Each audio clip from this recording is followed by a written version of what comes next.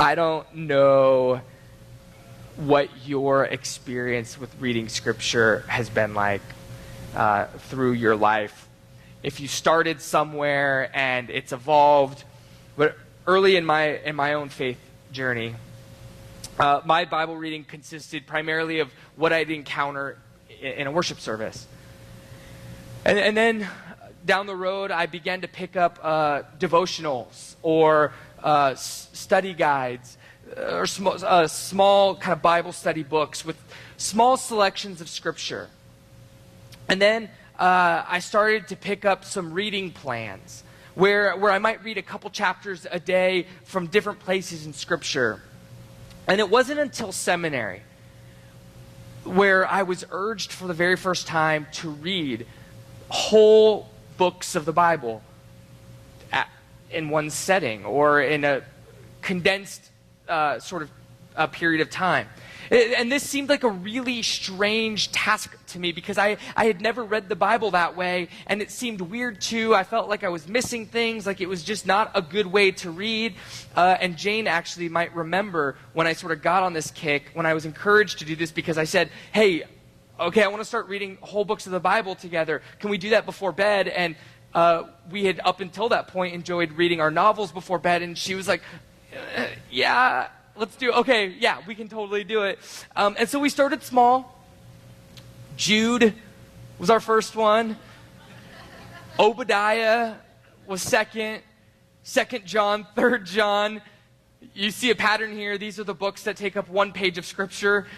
Then we started to read bigger books. We hit 1 John and Jonah, 1 Peter and Philippians. And eventually, on my own, I started listening to bigger books in their entirety on long drives or long runs.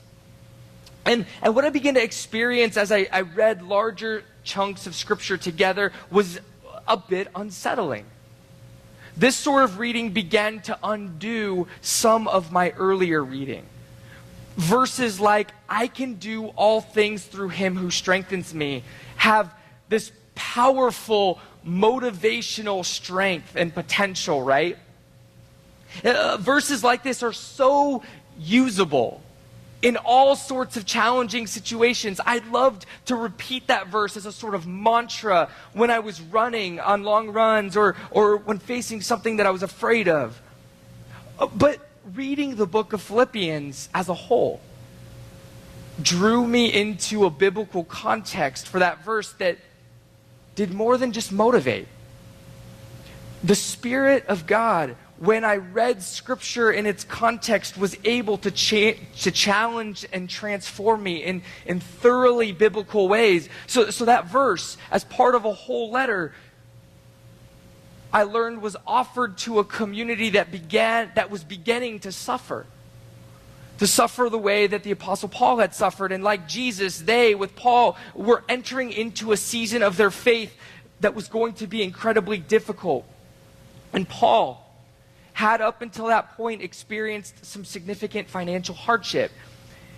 And yet through those circumstances, he describes himself as having been content. Content. His contentment then has helped him to be thankful for the help that the Philippians have given him along the way. Contentment is the key. And contentment is something that very few Americans really seem to have, Christian or not. I can do all things turns out, though, to not be a general motivational statement, but an appeal to the seemingly impossible, that we might be free from the power of money. That money doesn't have to control our contentment, whether we have it or we don't. In this way, then, reading Philippians as a whole, 4:13, it just refuses to be a bumper sticker, right? Instead, it becomes a sermon capable of transforming our lives, calling us, training us to be content with what we have. To learn the contentment that can only be found in a deep and abiding trust in Jesus, the one who leads us and invites us with him to offer eternal glory and praise to our God and Father. It's the way Philippians ends. So context matters. And we'll see this morning how much context can make a difference in our reading of some of the passages we find in Torah in the Old Testament, the First Testament. Our passage this morning is one of the most important passages in all of the First Testament. This is a bold claim to make, and I would certainly be open to debating it. But there can be no doubt that these three chapters, chapters 32, 33, and 34 of the book of Exodus, they exert incredible influence on everything to come in Scripture. This important passage, however, must be read in its context. Because apart from the story around it, apart from the story that has led us to this place at the beginning of chapter 32, all we get is a story about those naughty Israelites, their angry God, and Moses who glows, who mediates this hostile encounter. But the Israelites don't just misbehave. And God isn't irrationally upset. And Moses does glow, and he does play a critical role. But what kind of role, and what is happening? Our passage opens in verse 1 of chapter 32, where the people see that Moses has been slow to come down from the mountain. And so they gather themselves against Aaron, Moses' brother. Immediately we realize that there's backstory here. We're coming into a story that's already unfolding. So let me highlight just a couple key elements that have led us up to this place in the delay. In chapter 19, Moses brought the people of Israel to Mount Sinai, the mountain where these people were going to meet and worship the God who had rescued them from their slavery in Egypt. But rather than draw near to God, they stand back and they request that someone else, perhaps Moses, stand and mediate, to relay God's messages to them. And God accepts their terms. He will give them not only Moses, but he will also give them priests who will help them, let them keep their distance. But God has terms of his own. He has a purpose for the Israelites, and he intends to fulfill that purpose. And so even if they are not ready to draw near to him, God will help them to know him and to trust him, so that down the road he can use them. And so through Moses, God gives the words and the rules to the people. And this is how the words begin. And we might recognize these as the beginning of the 10 Commandments. He says, I am the Lord your God, who brought you out of Egypt, out of the house of slavery.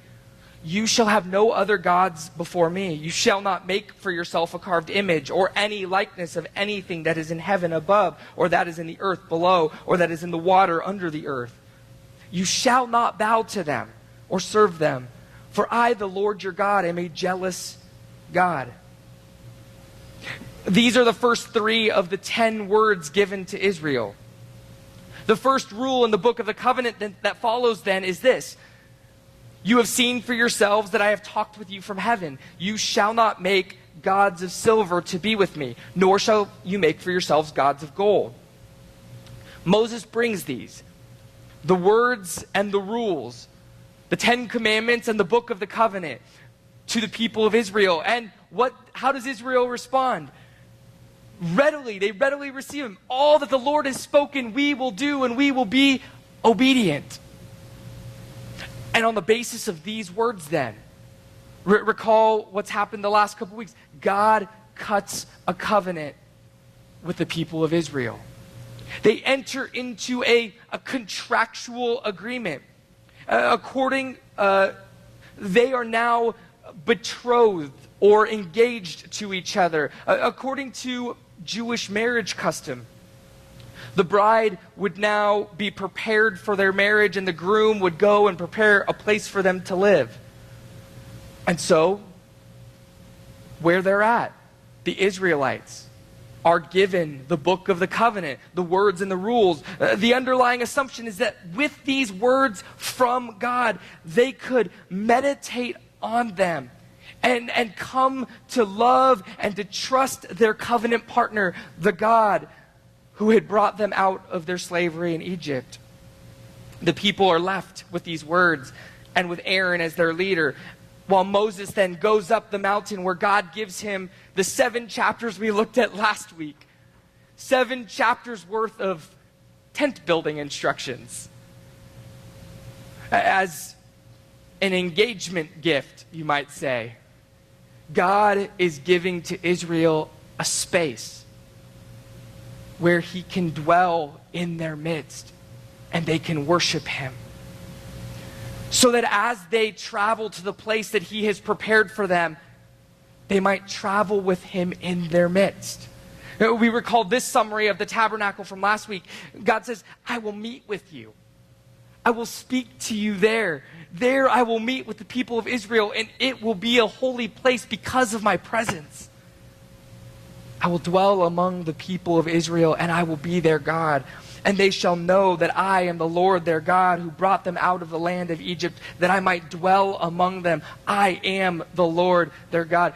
You get the point that God really wants them to know that he is the Lord their God.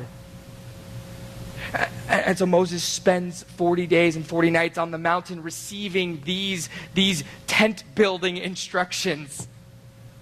And while Moses is on the mountain, while the words that we heard last week are being spoken, the people come to be concerned with God's apparent absence. The people gather themselves then against Aaron. And this is where we start reading together in the middle of verse 1. So chapter 32, verse 1, where the quotes begin. Up, make us gods who shall go before us. As for this Moses, the man who brought us up out of the land of Egypt, we do not know what has become of him. So Aaron said to them, take off the rings of gold that are in your ears of your wives, your sons, and your daughters, and bring them to me. So all the people took off the rings of gold that were in their ears and brought them to Aaron. And he received the gold from their hand and fashioned it with a graving tool, and he made a golden calf. And they said, these are your gods, O Israel, who brought you up out of the land of Egypt. When Aaron saw this, he built an altar before it. And Aaron made proclamation and said, tomorrow there shall be a feast to the Lord. And they rose up early the next day and offered burnt offerings and brought peace offerings. And the people sat down to eat and drink, and they rose to play. Okay, so I have to get this out of the way so I can just move past it. It is almost impossible for me to hear, these are your gods, Israel, without hearing Stephen Colbert and Jon Stewart at the Emmys in 2007. Maybe you saw this. Jon Stewart says they're up and they're presenting an idol, or they're presenting an award. Dang it. I gave away the punchline. We're here to honor achievement in this category when Stephen Colbert yells out, by giving you a golden idol to worship. Kneel before your God, Babylon. It's epic. The whole thing, you should watch it sometime. It's hilarious, and it's true, as the best satire generally is. But, okay, that's done. That's behind me. Passage. Every time I hear this passage, I think of that. Now you're in my brain. Sorry for that.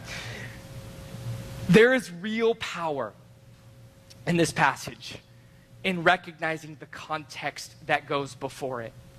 It's the same power you hold when you read a book or watch a movie and the story jumps between parallel scenes. And as the audience, you have insider information. You see how these two different scenes are unfolding at the same time, leading to a confrontation, but the people in the scenes don't know what's happening. as our scene unfolds, as we heard this passage, we ought to be filled with tension. If we've been reading with chapters 25 through 31 fresh in our brains just from last week, we should recognize that something is horribly wrong. Bible commentator Terence Fretheim carefully lays out the contrasts between the scene we explored last week and this week's scene. Both of these scenes are happening at the same moment. One of them is happening at the top of the mountain, and it's an encounter with the holy God of Israel who speaks his words to his people. And the other scene is beneath the mountain, an encounter with a God made of gold that cannot see or hear or know. And so I've taken Fretheim's list and expanded on it a bit so that we can explore these two scenes. One of them, God on the mountain, gives us a picture of God taking the initiative to create a space where he could be near to his people and where his people could draw near to him.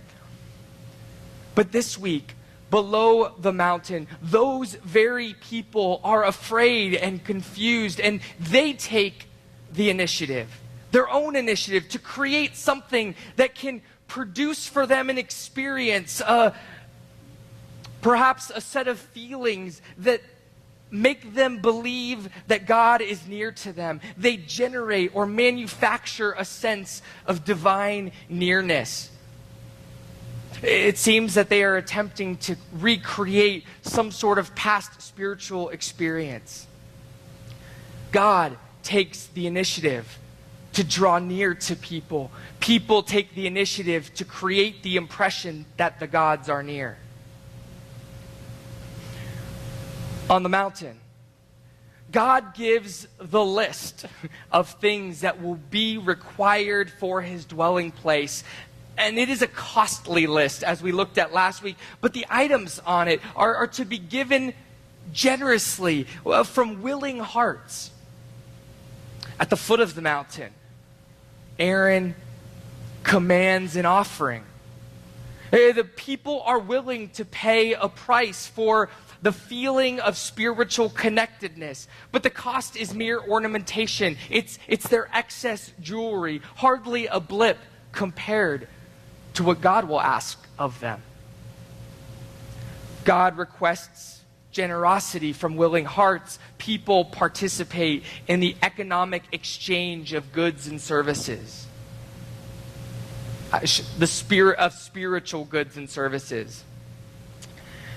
On the mountaintop, God gives painstaking instructions and detail with incredible precision. Right? Intentional is one of those cultural buzzwords that we sometimes recoil at. But this structure that we looked at last week, chapters 25 to 31, there is no doubt that there is a purposeful design filled with symbolic meaning and is intended to cultivate a growing relationship between God and his people. However, down the mountain, we have a different setting. Who needs planning? There is only what feels right in the gut. The people feel anxious. They feel afraid. They perhaps are bored with the words that they've received from God. And so they decide to do something about it. Surround themselves with safety, and they'll talk a good game, but put them in a dangerous situation or create anxiety, and you'll immediately discover who or what they trust to keep them safe or to satisfy. Their gut reveals their gods. God plans, orders, and designs. People do what feels right or natural. On the mountain, the Lord gives them a task that is going to take a substantial amount of time, care, and real work. It's going to take time to build this structure called the tabernacle. And it's going to mean that they're going to have to sit at this mountain longer. They don't really like the desert, the wilderness very much, and they're going to have to be out there even longer. They're going to have to wait even longer to get to the land that God promised them, and it means that they're going to have to spend longer learning about God and growing to trust Him for their provision and their protection. This is just a lot of waiting. But below the mountain, there is no waiting, because the people create for themselves an experience of immediate gratification. There's immediate satisfaction that doesn't require time or struggle or confusion. They don't need to learn patience or to learn trust. They don't need to develop character or even change their view of the world. They just sing and dance and give offerings and celebrate and feel like all is good and right in the world. God takes His time. People lust after the immediate. On the mountain, God is giving instruction that is going to train these people to desire to approach God with humility, on God's terms, with great reverence, but also incredible thankfulness. The tabernacle is supposed to teach Israel that approaching God, it requires some thought, some intention, and some preparation. Who is God? What has God done? And what is an appropriate response? These are important questions to ask as we come before God to offer Him worship. But under the mountain, we don't have time for such questions. Who can be bothered with preparation? Come as you are, is the mantra of the people at the bottom of the mountain. See, because they've mistaken come out of Egypt as you are for stay as you are. Continue to come before God as you are. But not even the New Testament tells the story this way. The story says rescued just as you are. But relationship for the sake of restoration. In other words, God rescues us just as we are so that we can accept Him just as He is. Which means there is going to be some transformation that happens.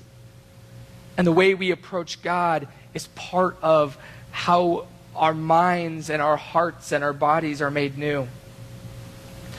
God desires for people to meet Him as He is, holy. People think His holiness is irrelevant or optional. God's instructions on the mountain confirm the invisibility of God. For whatever reason, God limits our ability to see or touch Him.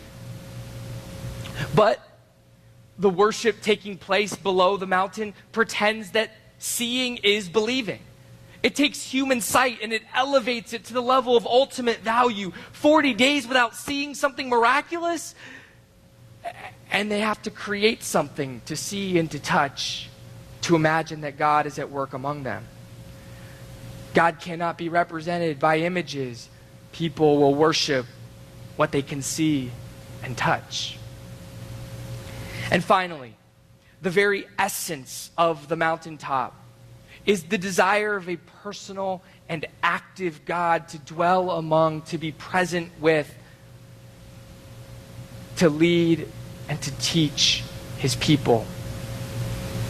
The essence of the worship that takes place at the foot of the mountain is the desire of people to have impersonal gods.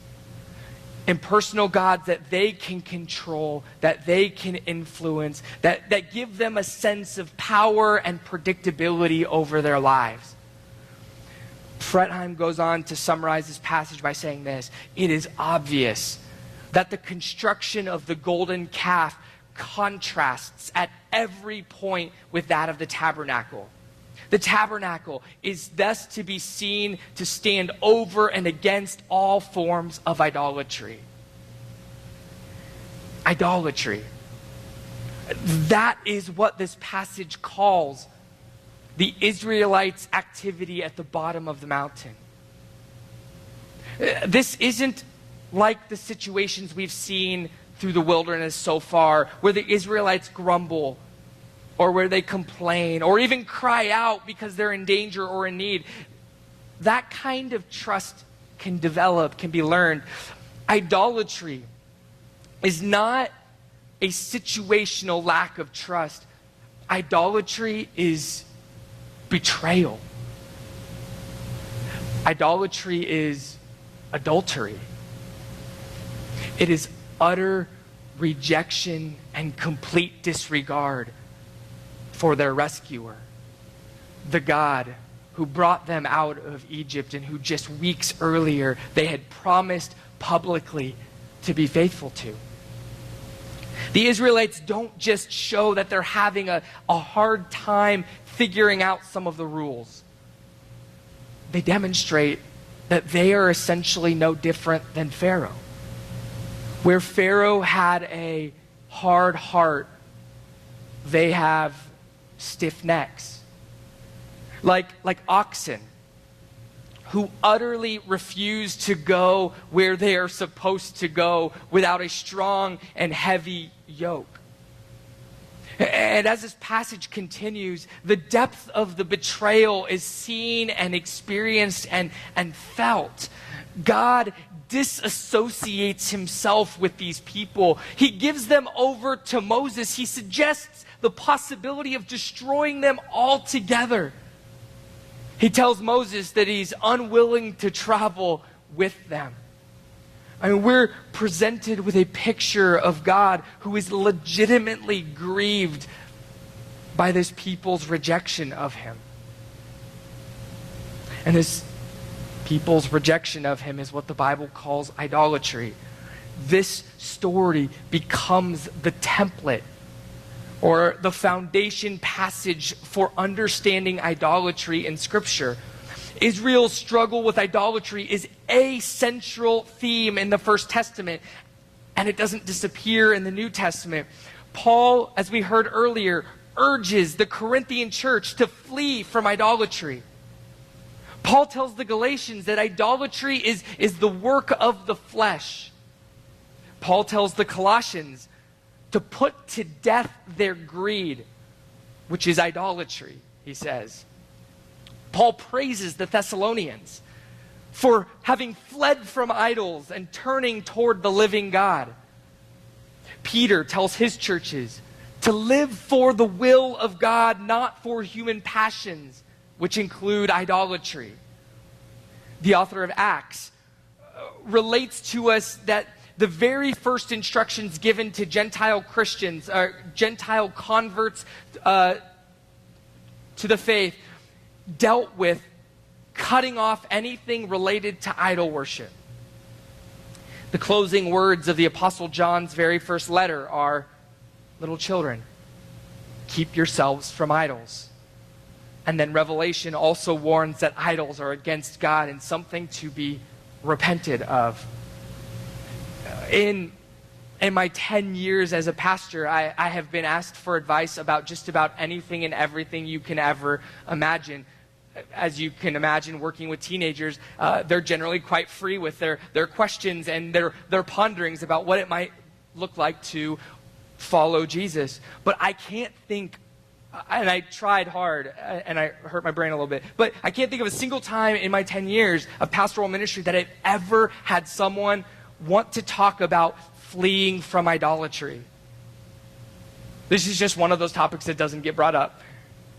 One of the reasons for this, I think, is that the books of the Bible that talk the most about idolatry remain the most unread. And yet the New Testament at every point assumes these books as the given core of knowledge about God. And so in 1 Corinthians, Paul tells his hearers that these stories in Torah, these stories we've been reading together all year, are intended to help them, to help us keep from being idolaters also. The other reason why I think that this is not a question that's asked is I think that we are generally a compromised people. I think that we have accepted our idols. And I think that we've convinced ourselves that God has accepted them too. I don't think we see our idolatry as utter betrayal against God. I don't think that we imagine that our lives cause God grief. Because if we did see the effect that idolatry has on God, I imagine a couple possibilities would have to be likely. One of those are that we would be upset that God is upset by our idolatry, and we would desperately want to let God transform us in those intensely uncomfortable ways that fleeing from idolatry involves. Or the other possibility is that we would decide that a life engaged to God isn't quite what we thought it would be, and we'd be forced to walk away. Not forced, we would be compelled to walk away altogether, cutting all ties, because we aren't actually willing to give up our idols. There's a great irony in the church in America today. We are generally comfortable with our idols, at least specific ones. And we wonder why the Spirit seems to be quenched in the church. But rather than flee our idols, what we do is we seem to make new ones that give us a renewed sense of having experienced God in a fresh way for a new day. But because we haven't named our previous idols, we're unable to see that all we've done is make new idols. And so our passage this morning pleads with us. Will we learn? Will we recognize the forms that idolatry takes in our lives? Will we begin to see the things that have been an impulse from our gut or by nature, but that are disconnected from the intentions of God? Will we recognize the ways that we diminish or disregard the importance of God's holiness in things that we call worship?